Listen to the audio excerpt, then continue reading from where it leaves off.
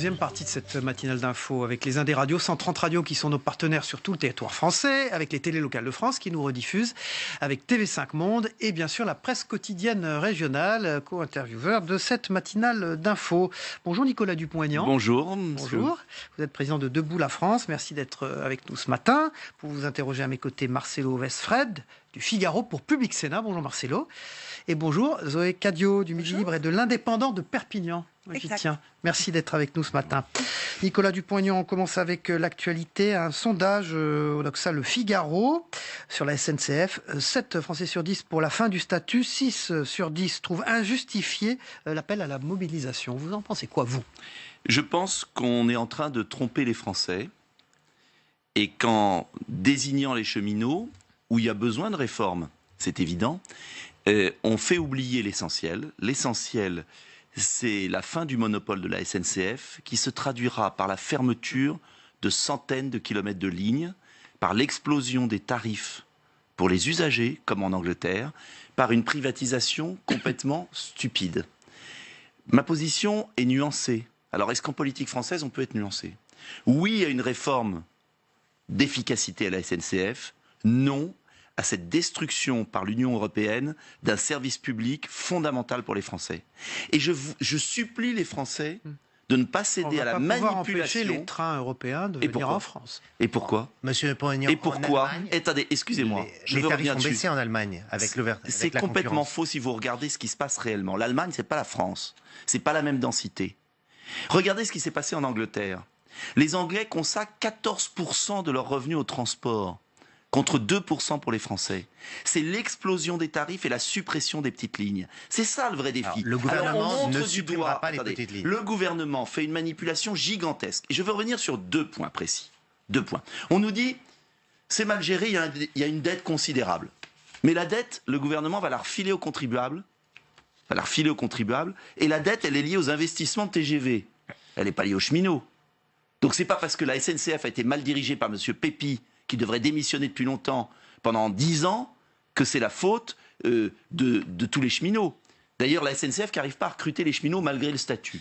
Donc il y a la question du statut. D'ailleurs, le statut, je vois une chose incroyable, c'est que ça va concerner que les nouveaux. Donc les anciens vont garder leur statut. Vous souhaitez que ça concerne tous les cheminots en poste ? Non, je souhaite qu'on arrête de faire une fixation sur le statut. Il faut des réformes de productivité, elles ont déjà commencé. Et je souhaite qu'on aborde la vraie question, qui est l'ouverture à la concurrence, qui va se traduire très simplement par des entreprises privées qui vont écumer les lignes rentables. Paris-Lyon, attends, je finis mon explication. Les lignes rentables vont être écumées par les entreprises privées. Et puis, comme il n'y aura plus de profit sur les lignes rentables, il n'y aura plus de subventions pour les lignes déficitaires. C'est la fin de l'aménagement du territoire en France. Et on refile le bébé aux régions, mais les mêmes régions n'auront pas l'argent pour financer les lignes. Donc il faut que les Français sachent que cette réforme, c'est la fin d'un service public fondamental. Donc pour vous, c'est la privatisation de la SNCF, comme on l'a vu avec la Poste ou alors avec France Télécom. Avec EDF, avec les autoroutes. C'est pire que ça. On va refiler aux contribuables la dette de la SNCF et on va laisser des entreprises faire du profit sur des lignes rentables qu'ont financé le contribuable. Et on va fermer les petites lignes. C'est un scandale absolu. Et je dénonce le mensonge du gouvernement qui se sert du statut excessif des cheminots pour désigner un bouc émissaire et faire oublier la fermeture des petites lignes qui vont tuer nos territoires. Mais il a dit qu'il ne touchait pas aux petites lignes. Mais bien sûr, il les renvoie aux régions et en même temps, il donne des contraintes financières aux régions qui font partie des 300 collectivités qui se verront dicter leurs finances par l'État. Donc les petites lignes vont fermer les unes après les autres. Et en même temps, il dit, il ne faut pas prendre votre voiture, vous roulez à 80 km/h, on augmente la taxe sur l'essence, le diesel. Donc, cela veut dire que les Français, il faut qu'ils le sachent, vont payer beaucoup plus pour leur transport, que les métropoles vont être avantagées et que les petites villes, les départements, les 25% de Français qui vivent en zone rurale ou en petite ville vont être les dindons de la farce. Monsieur Dupont-Aignan, dans l'actualité aujourd'hui, le gouvernement dévoile ses pistes pour la réforme de l'assurance chômage et notamment une indemnisation des salariés démissionnaires et une indemnité pour les indépendants qui font faillite. C'est une petite révolution quand même. Alors, je vais voir le détail des mesures, parce que le diable se niche dans le détail. Et cela participe de la méthode du gouvernement, qui est le roi des annonces. C'est-à-dire le roi des annonces, c'est-à-dire que deux choses. Oui, à l'idée, elle est intelligente. Mais qui finance? Pour combien de démissionnaires? La hausse de la CSG va financer une partie de cette réforme. Oui, mais pour combien de démissionnaires? Moi, je veux voir le détail. D'accord. C'est-à-dire que... Donc vous pensez qu'il crée des droits, mais à minima? Je pense que soit il crée des droits à minima, parce que... et il pourra les financer, et donc c'est un enfumage de communication, soit il va très loin, et qui va payer? Les indépendants? L'ensemble des salariés? La collectivité nationale? Pour combien de milliards? Quelles sont les conditions? Donc, bonne idée, parce qu'il faut être honnête, moi je ne suis pas dans la critique systématique, mais bonne idée, je veux voir le détail. Je veux voir le détail. Vous voulez voir le détail? Alors justement, parmi les détails et les mesures qui ont été annoncées plusieurs fois, et même pendant la campagne, le président Macron, qui était candidat, disait qu'il voulait être le président du pouvoir d'achat. On s'aperçoit aujourd'hui que cette idée, je vous vois sourire quand je dis ça. C'est la fake news, vous savez cette expression horrible d'ailleurs, puisqu'on devrait parler français, mais c'est le président qui l'a employé. Le gouvernement traque les gens qui donnent des fausses nouvelles, mais il est le roi de la fausse nouvelle. Mais pourtant, il y a 8 mesures pour le pouvoir d'achat qui sont là, qui sont bien réelles. La suppression de la taxe d'habitation, la baisse des cotisations sociales, l'augmentation de la prime d'activité. Donc tout ça, pour vous... Moi, j'ai créé un site, Debout la France a créé un site, la vraie facture macron.fr. Je vous invite à y aller.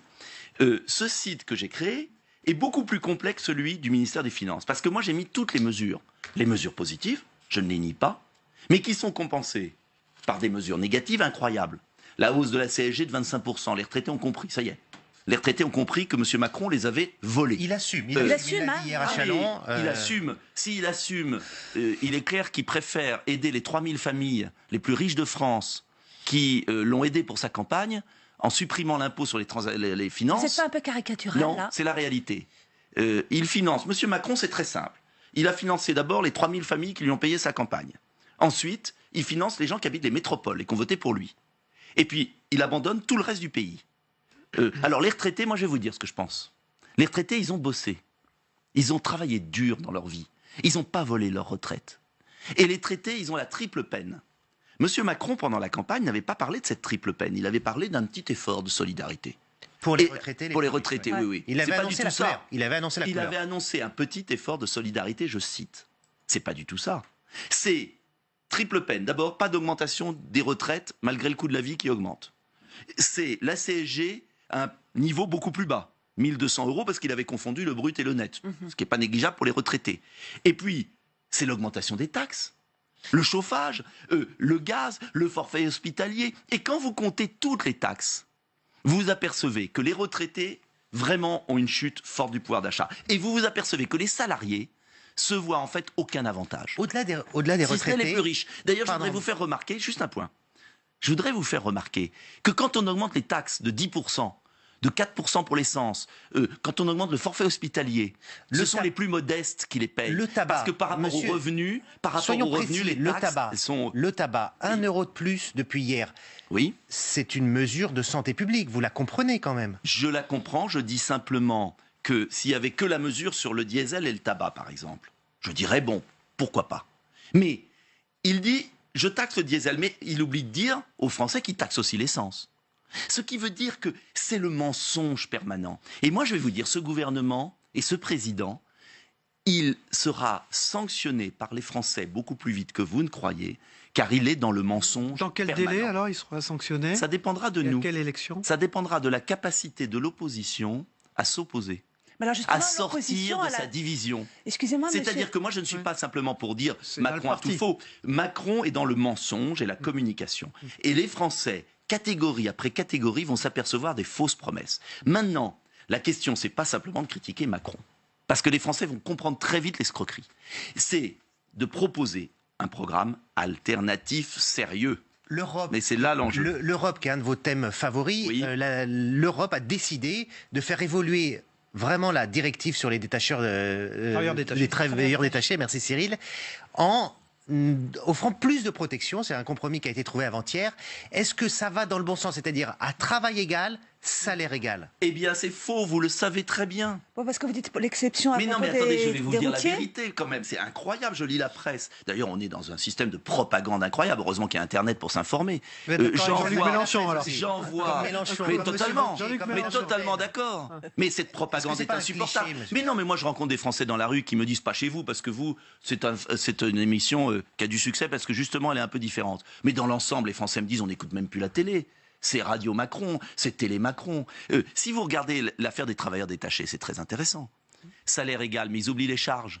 Le principe des charges sociales, qui est payé en Pologne, quand le Polonais vient travailler en France, il n'a pas changé. Or, tous les entrepreneurs, allez voir les patrons de PME, il y a 500 000 travailleurs détachés, ça a explosé encore cette année. C'est le chiffre que je donnais pendant la campagne présidentielle. Et un célèbre journal du soir m'avait traité de menteur. Mais il m'a pas traité là en disant que j'avais dit la vérité. 500 000 travailleurs détachés. Et vous savez très bien, regardez monsieur, parce que je sais que vous êtes un journaliste averti, que les transports routiers sont pas concernés par la C'est réforme. ce que je vous disais. Donc vous voyez, moi je vais vous dire très simplement, que Macron parfois fasse des choses bien sans aucun doute, heureusement qu'il y a, j'espère, des choses bien. Mais la vraie question, c'est que vous ne pouvez pas mentir éternellement. Alors, vous Les pouvez pas travailleurs mentir. détachés, Alors, si on justement, continue, vous pouvez on pas- n'aura pas 500 000, on aura 1 million. Alors, monsieur Dupont- Parce que le principe des charges sociales n'est pas traité. Il faut que les charges sociales soient payées en France. Alors, vous dites qu'il y a des mensonges, mais on l'a vu Oui. aussi en ce moment, je ne sais pas si vous le savez, mais il y a Theresa May qui doit justement présenter aujourd'hui sa vision pour la sortie du Brexit. Pendant la campagne sur le Brexit, pendant les élections, il y a eu beaucoup de choses qui ont été dites et qui ont été fausses.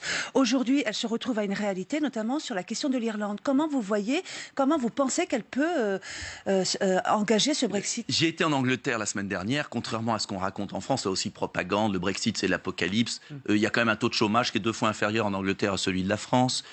La baisse de la livre a fait créer beaucoup d'emplois industriels. Donc le Brexit Les va se retraités passer. anglais sont Le pas forcément Brexit, très contents.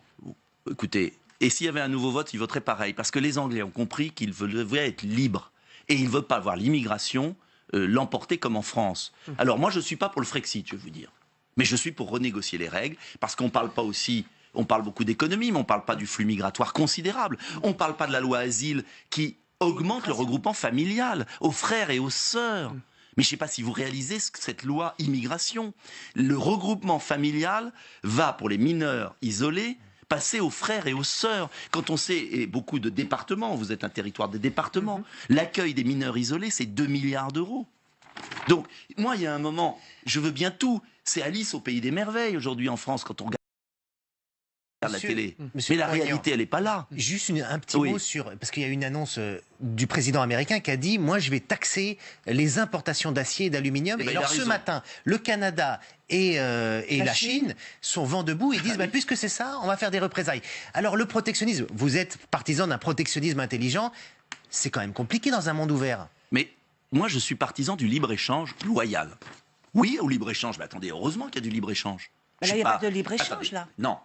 Le président Trump, et là, il a raison, est contre le libre-échange déloyal. Il l'a dit à Davos. Quand vous voyez que ce sont des entreprises d'État chinoises, d'État, financées par le contribuable chinois, par la banque chinoise, qui achètent nos entreprises, mais il y a peut-être un moment, il faut s'arrêter. Moi, je veux bien le libre-échange avec des pays qui jouent le jeu. Je veux pas le libre-échange déloyal. Donc, que de temps en temps, on taxe des importations déloyales, ça me paraît utile. Et l'Europe, là-dessus, a beaucoup de choses à faire. C'est Nicolas Dupont-Aignan, le président de Debout la France, qui est l'invité politique de Territoire d'Info ce matin en direct dans ce studio. Nicolas Dupont-Aignan, le créneau des souverainistes, et à l'occasion des élections européennes, bien sûr, qui arrivent, qui sont les prochaines élections, est-ce qu'il n'est pas un peu embouteillé ? Vous disiez il faut que toutes les oppositions se coagulent, etc. Laurent Wauquiez de plus en plus à droite, Florian Philippot très à droite, vous, Marine Le Pen, Mais il y a vous quand même beaucoup de confondez monde. d'abord Non, la mais il y a droite. beaucoup de monde. Vous confondez la Beaucoup droite de et la monde. France. La question fondamentale, c'est la liberté du pays de maîtriser ses propres règles tout en ayant de bonnes relations avec l'Europe. C'est la renégociation du contrat européen. On le voit sur l'immigration. J'insiste sur l'invasion migratoire Enfin, vous qu'il y a dans nos villes. Vous êtes nombreux à dire J'insiste. ça à droite. Eh bien très bien, et heureusement. Ça prouve qu'on avait raison. Ça fait Mais un vous certain allez nombre vous d'années que je allier, le dis. comment vous allez faire? Alors, il y a bien leader une de stratégie l'Union des droites. électorale. Mais moi, je vais vous dire, vous le savez, j'ai créé avec Jean-Frédéric Poisson et avec d'autres les amoureux de la France. Qui a été candidat à Quelle est l'élection ma ligne présidentielle, on rappelle. Oui, quelle est ma ligne? Elle est très simple. Si ceux qui aiment la France les 10 millions 500 000 électeurs quand même du second tour, les 2 millions d'électeurs qui avaient voté pour moi au premier tour. Mais avec qui concrètement? Avec qui? Parce que ça, vous l'avez déjà expliqué. Mais pour l'instant, on ne sait pas avec qui. L'expliquer quand même. Si les leaders politiques qui partagent une philosophie, des valeurs, ne s'entendent pas, eh bien, M. Macron... Mais c'est pas le cas aujourd'hui. Attendez, oui, alors... on va y venir. M. Macron et M. Mélenchon dureront longtemps. Et nous assistons à la Alors qu'est-ce que vous leur dites? Qu'est-ce que vous proposez aux autres leaders? Eh bien, les Amoureux de la France, c'est un programme commun. Il y a une plateforme Internet, 1 500 000 clics. Je dis qu'au lieu de s'occuper des personnes, des têtes de liste pour les européennes, du candidat en 2022, on devrait d'abord s'occuper d'un programme commun. Parce que je note, comme vous l'avez dit vous-même, que M. Wauquiez évolue bien et que Mme Le Pen évolue bien. Vous trouvez que M. Wauquiez évolue bien alors qu'il vient de perdre 13 points dans les sondages? Mais je parle de sa ligne politique. Après, c'est son comportement qui est sanctionné par les sondages. Donc pour vous, c'est son comportement qui est sanctionné et pas sa ligne politique? Écoutez, en tout cas, c'est son comportement. Moi, je vois que les sondages vont bien pour moi.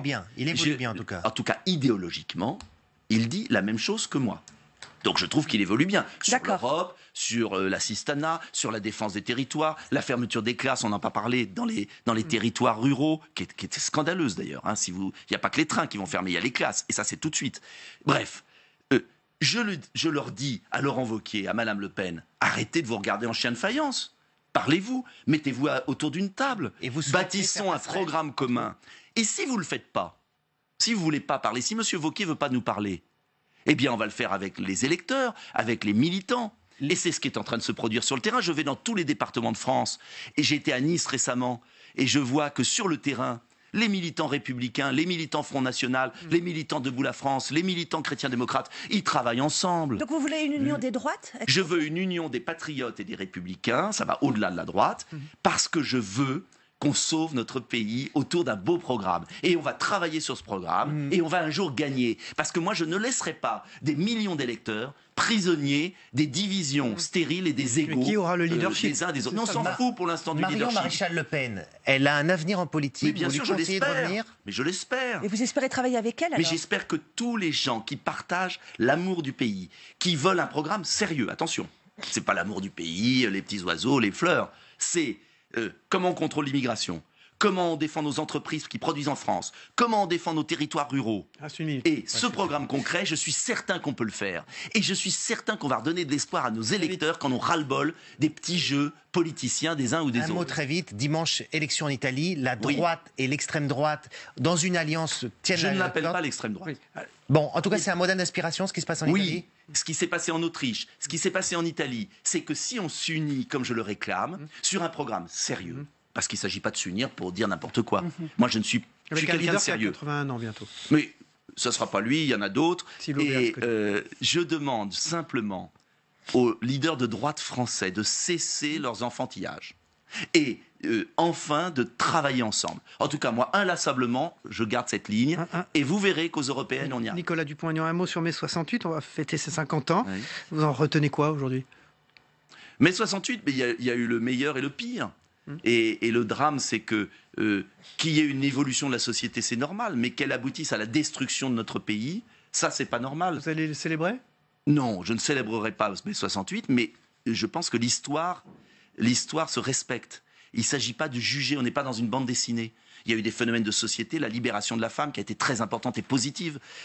Et puis, il y a des phénomènes moins bons. Donc, je pense qu'il faut analyser ça sur le recul.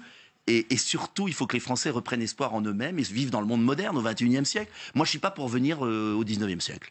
Merci Nicolas Dupont-Aignan, président de Debout la France, d'avoir été l'invité politique de Territoire d'Info. Merci Zoé Cadio, merci Marcelo West.